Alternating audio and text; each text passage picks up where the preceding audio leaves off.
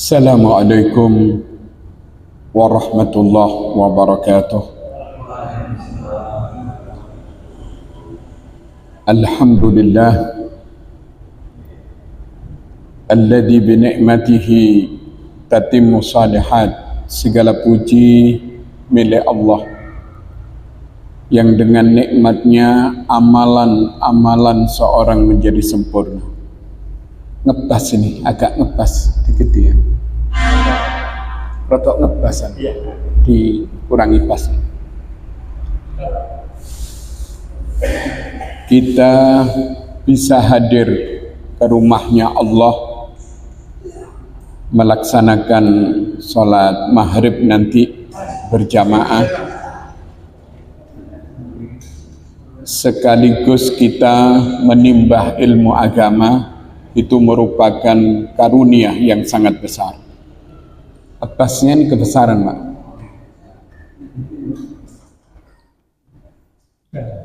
Asyhadu an la ilaha illallah wa asyhadu anna Muhammadan abduhu wa rasuluh. Aku bersaksi bahwasanya tidak ada Tuhan yang patut diibadai dengan benar kecuali Allah. Tidak usah sudah. Ini Pak Usman kurang jelas.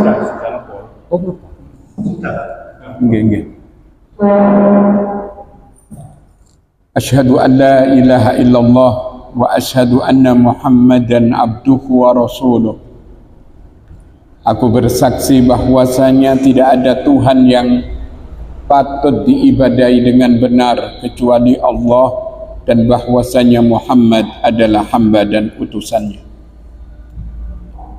Qala Allah Ta'ala fi kitabihil karim, ya ayyuhalladzina amanu kutiba alaikumus siyam. Enggak mendal suaranya. Coba. Sudah. Kurang ke atas.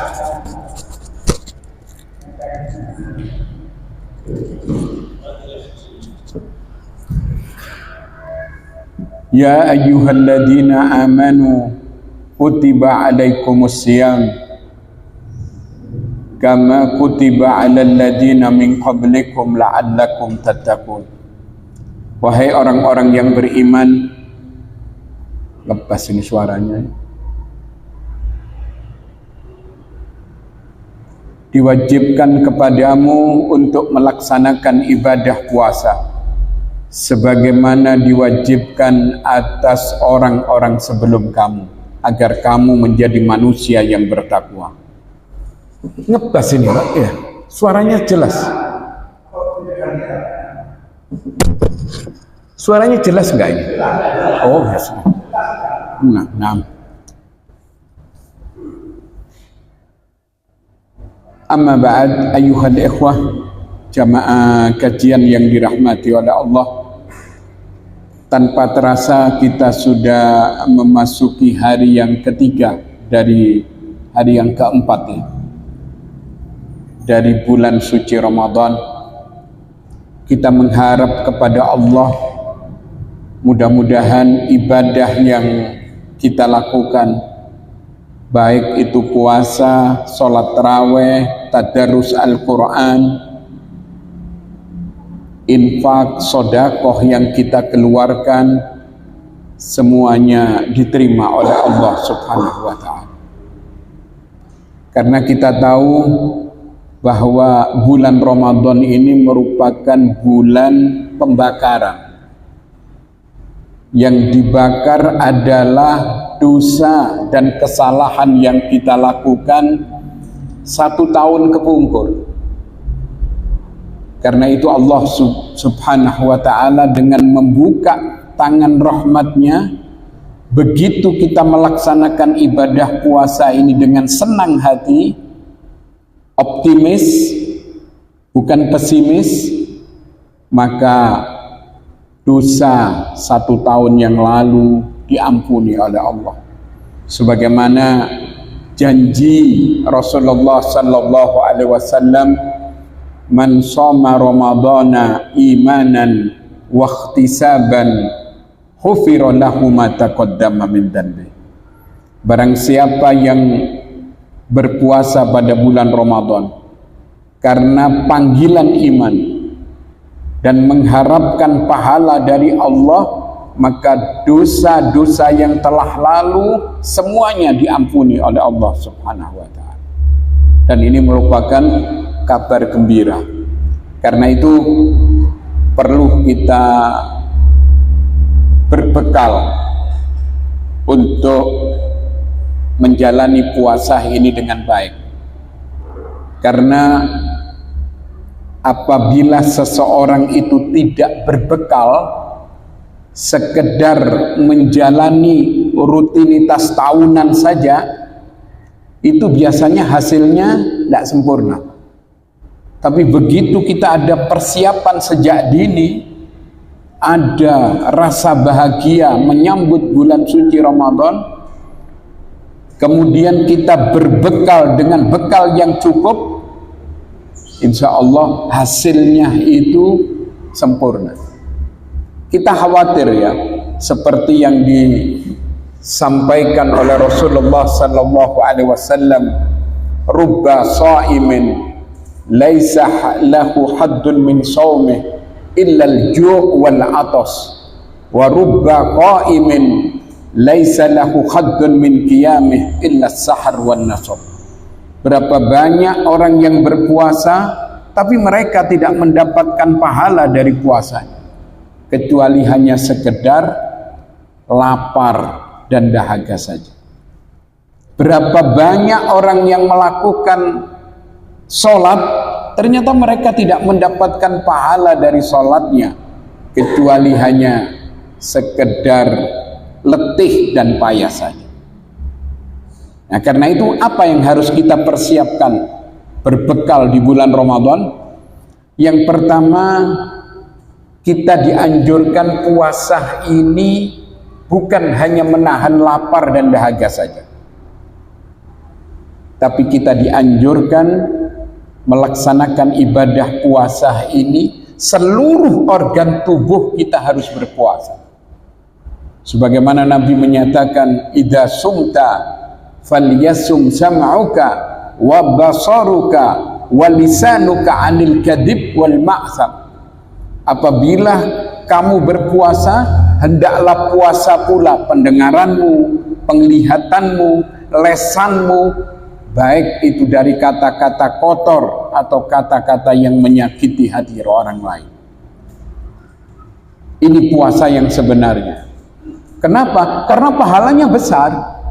Tapi kalau hanya sekedar menahan lapar, menahan haus, sementara organ tubuh kita tidak puasa, maka Allah tidak butuh kepada kita untuk kita laksanakan puasa. Sebagaimana Nabi menyatakan, man lam yada' qawla zuri wal amala bih falaysa lillahi hajatun fi ayyada' ta'amahu wa sarabahu. Barang siapa yang tidak meninggalkan perkataan dusta, sumpah palsu, ucapan-ucapan yang tidak bermanfaat, maka Allah tidak butuh kepada kita, walaupun kita meninggalkan makan dan minum. Ini bekal yang pertama apa? Puasa dianjurkan seluruh organ tubuh kita. Mata harus berpuasa, jangan sampai banyak melihat hal-hal yang diharamkan. Tapi siapa sih kita ini yang bisa bebas dari maksiat mata? Tapi minimal kurangi semaksimal mungkin. Orang yang punya gadget, yang punya HP, itu pasti berdosa. Kenapa? Begitu Anda melihat nanti yang ditampilkan di situ kadang perempuan yang buka aurat, perempuan yang setengah telanjang, kemudian banyak hal di situ. Maka mata kita harus berpuasa. Kemudian apalagi pendengaran kita harus berpuasa. Jangan sampai mendengarkan musik-musik, bunyi-bunyian cabul, tidak manfaat. Itu harus kita tinggalkan supaya puasa yang kita kerjakan ini betul-betul berbobot. Iya. Terutama masalah pendengaran ya. Pendengaran ini juga cukup berat. Sehingga orang kadang tanpa terasa golek suri misalnya, kemudian mendengarkan lagu-lagu dan lain sebagainya. Tidak manfaat. Kenapa? Karena min husnil islamil mar'i tarkuhu ma la ya'ni. Sebaik-baik Islam seseorang meninggalkan apa yang bukan menjadi kepentingan. Termasuk ini, mendengar bunyi-bunyian cabul seperti itu. Kemudian apalagi yang harus kita puasa? Tangan. Jangan sampai mengambil hak orang lain. Alias utang tidak bayar misal. Kaki jangan sampai melangkah ke tempat-tempat maksiat walaupun dengan alasan golek sore. Untuk apa cari sore? Kita ini waktunya mahal sekali, Pak. Modal kita ini waktu. Begitu waktunya habis, selesai, sudah game over kita. Kemudian apalagi yang harus berpuasa? Perut kita bukan hanya sekedar menahan lapar ya, tapi jangan sampai kemasukan barang haram. Begitu kemasukan barang haram, dikhawatirkan doa kita tidak tembus ke langit, bahkan tidak akan diterima amalan seseorang, sebagaimana ancaman Nabi kepada orang-orang yang banyak makan barang haram. Man nabata minas sukhti fannaru aulabi. Barang siapa yang tumbuh darah dagingnya dari hasil haram, maka yang lebih patut makan daging orang itu adalah api neraka. Nah, karena itu monggo puasa yang kita lakukan ini usahakan berbobot. Organ tubuh kita ini harus berpuasa juga. Karena di situ Nabi memberikan satu kabar gembira ya bagi orang yang menyempurnakan puasanya. Apa kata Nabi dalam satu hadis yang diriwayatkan oleh Imam Muslim? Kullu amali ibni Adam lahu al-hasanatu bi amsri amsaliha ila sab'imi'atin dhifin. Setiap amalan ada anak Adam itu miliknya, kata Nabi. Satu kebaikan akan dilipat gandakan menjadi 10 kali lipat pahalanya. Ila sab'imi'ati dhifin, sampai 700 kali lipat. Yaqulullahu azza wa jal, kemudian Allah mengatakan illa siyam, kecuali puasa. Fa innahu li wa ana ajzi bih. Karena puasa itu untukku dan aku yang akan membalas ganjaran orang yang berpuasa. Itu menunjukkan bahwa ibadah Ramadan, puasa yang kita lakukan itu lebih baik, bahkan dilipat gandakan 700 kali lebih baik, Mas ya. Kenapa? Kata Nabi, lanjutan hadis ini, taraka sahwatahu wa ta'amahu wa syarabahu min ajli.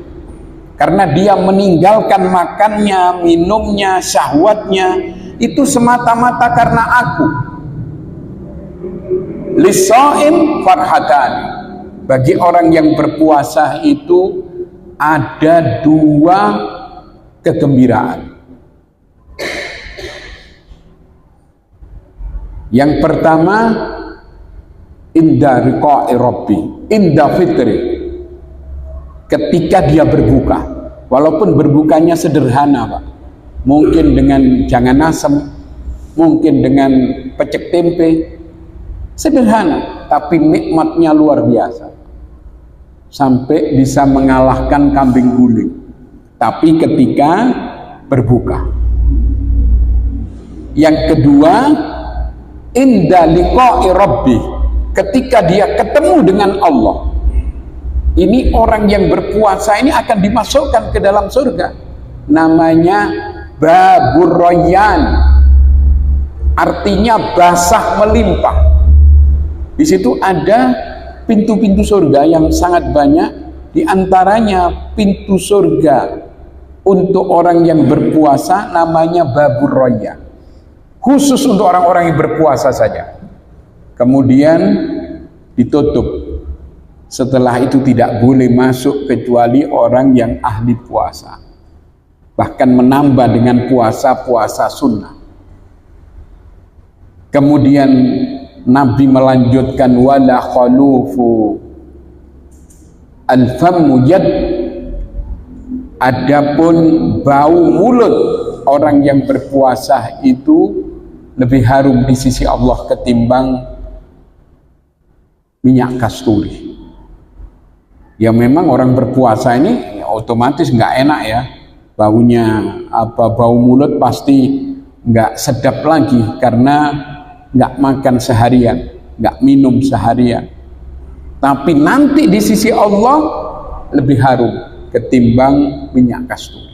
Itu diantara kabar gembira yang disampaikan Rasul kepada kita umatnya bagi orang yang berpuasa. Kemudian yang kedua, bekal untuk puasa, jangan lupa sholat taraweh. Jangan tinggalkan sholat taraweh. Anda bisa langsung setelah Isya, sebagaimana yang kita praktekkan, atau mungkin tidur dulu.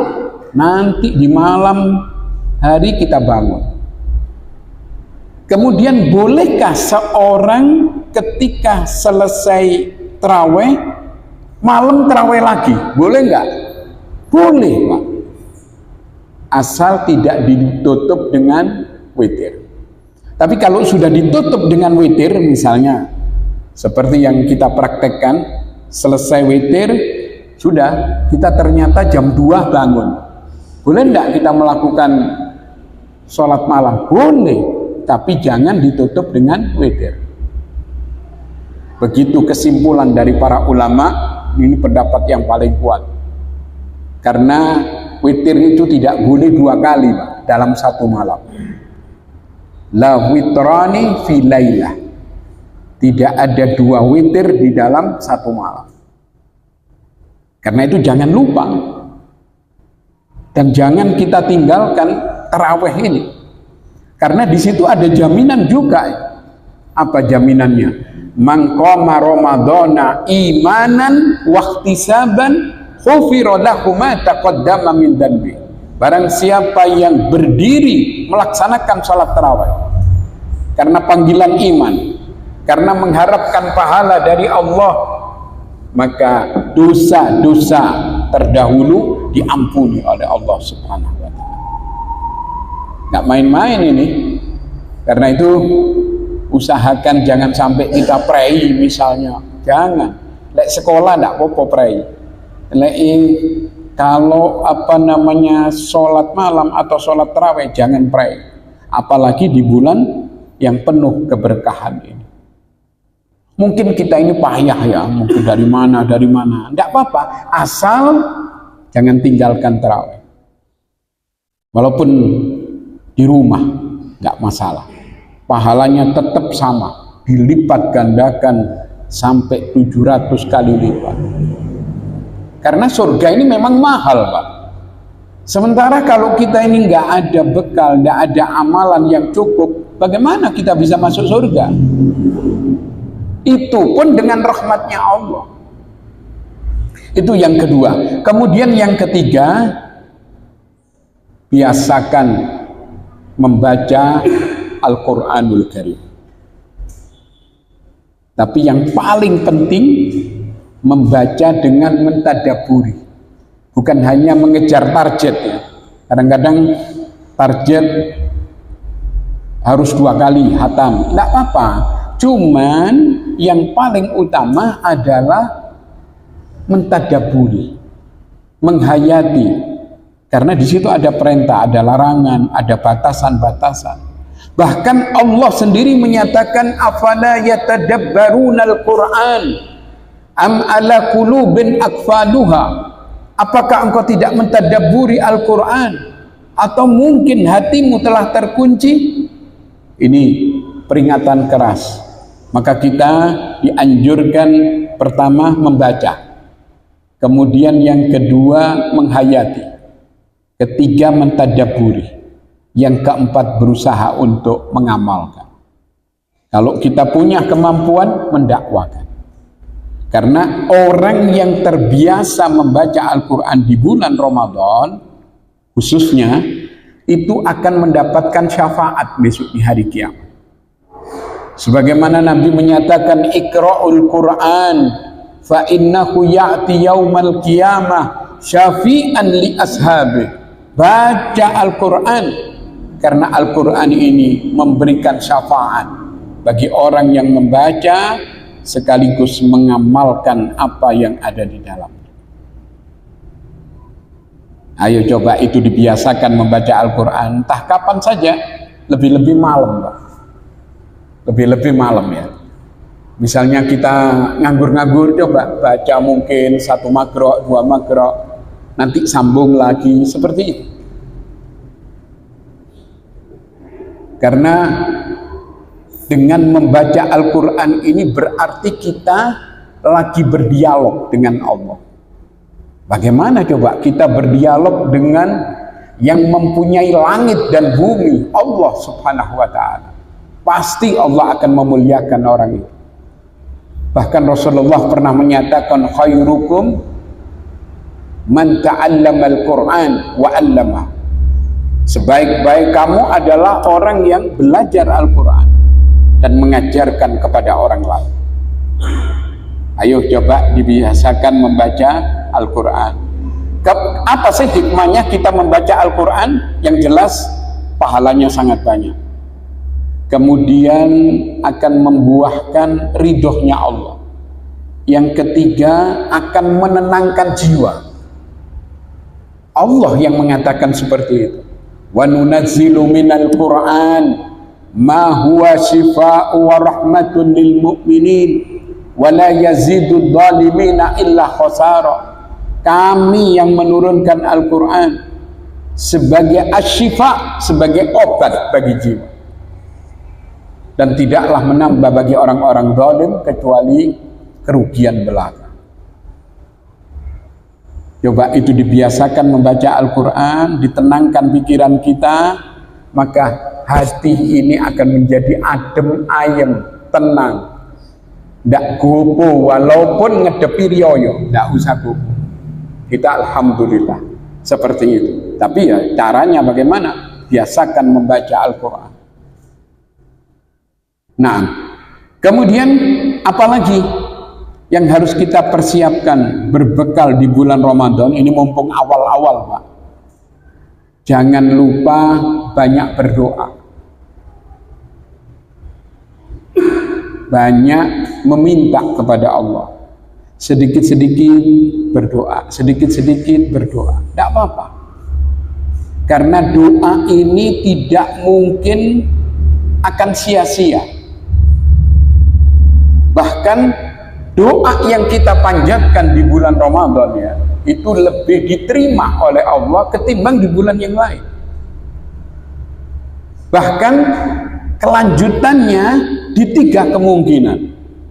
Ada kalanya dikabulkan sekarang, ada kalanya untuk menolak bala, ada kalanya doa itu sebagai invest kita nanti di akhirat, sebagai celengan. Ada doa-doa yang belum dikabulkan, besok dibuka oleh Allah. Inilah doa-doamu yang belum saya kabulkan, itu dilipat gandakan pahalanya begitu banyak sekali, luar biasa, sehingga orang itu dimudahkan oleh Allah untuk masuk ke dalam surga. Itu diantaranya. Kemudian apalagi? Jangan lupa berbekal dengan memperbanyak sedekah, Pak. Ya, menurut kemampuan ya. Ojo tambah masuk Ramadan tambah medit. Ini keliru. Usahakan kita memasuki Ramadan tapi hati kita ini tambah longang, tambah gampang mengeluarkan sedekah. Kenapa? Karena sodakoh di bulan Ramadan ini adalah seafdol sodakoh, afdolus sodakoh di Ramadan. Seutama-utama sedekah, yang paling utama adalah sedekah di bulan Ramadan. Caranya terserah, boleh pagi, boleh sore, boleh malam. Apalagi kita di samping sedekah menyiapkan berbuka untuk orang lain. Kita akan mendapatkan pahala seperti pahalanya orang berpuasa. Bayangkan, apa enggak satu kebahagiaan bagi kita? Begitu kita mati, enggak masalah, sudah mati kapan saja ya.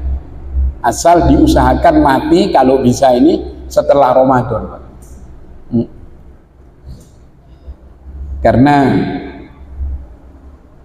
pahalanya sangat besar sekali, memudahkan orang masuk ke dalam surga. Disebutkan di dalam satu hadis, supaya kita ini tidak merasa berat untuk bersedekah, Nabi memberikan satu kabar gembira. Ma naqasat shadaqatun min mal wa ma zadallahu abdan bi afwin illa izzah wa ma tawadda'a ahadun lillah illa rafa'ahu Allah. Tidaklah berkurang harta disebabkan karena sedekah. Memang secara hitungan kurang uang kita, tapi enggak loh Pak, itu dilipat gandakan, bahkan menjadi invest kita nanti di akhirat, bahkan masih diganti waktu di dunia, cuma sampai enggak tahu. Dan tidaklah seorang itu suka memaafkan kecuali Allah memberikan kemuliaan. Usahakan kita lepas Pak kedengkian kepada orang lain, kebencian kepada orang lain. Mungkin kita buangkel orang itu tidak bayar hutang suwe misalnya. Coba hilangkan kedengkian sambil kita berdoa mudah-mudahan cepat orang itu bayar hutangnya. Tapi jangan sampai ada kebencian yang berlebihan. Ya memang ini ujian.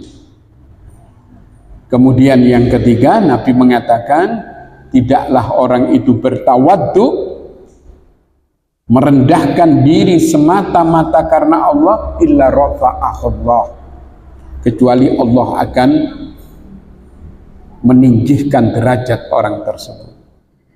Banyak sedekah, ayo, karena sedekah ini merupakan tanda bukti. As-shadaqatu burhan, tanda bukti keimanan seseorang. Coba kita lihat ya, penghuni surga ini siapa saja sih? Di antaranya alladzina yunfikuna fisyarra wad dharra. Ini penghuni surga. Mereka yang selalu berinfak, yang selalu bersedekah, baik dikala senang maupun dikala susah, dikala lapang maupun dikala sempit. Otomatis dikala sempit sedekahnya sedikit, tidak apa-apa. Dikala lapang rezekinya banyak, sedekahnya lebih. Ayo, ojo medit-medit, karena mustahil Pak orang medit bisa masuk surga. Sulit sekali nanti. Ada satu ayat di dalam Al-Quran, Allah menyatakan wa may yuqassuhan nafsihi faulaika humul muflihun. Barang siapa yang terselamat dari kemeditan dirinya, maka mereka itulah orang-orang yang beruntung. Intinya, siapa yang beruntung? Orang yang suka sedekah. Dan itu harus dilatih. Gak dilatih tetap kita akan jadi medit terus. Iya, karena apa? Harta itu paling disukai oleh manusia. Ada orang yang kerja di tambang Pak, dengan resiko mati, dia tidak apa-apa, wis, tidak apa-apa, yang penting oleh duit. Untung-untungan ya mati ya wes, sampai seperti itu. Berani dia kerja keras, pokoknya penting oleh duit akeh, sampai seperti itu. Itu sifat manusia.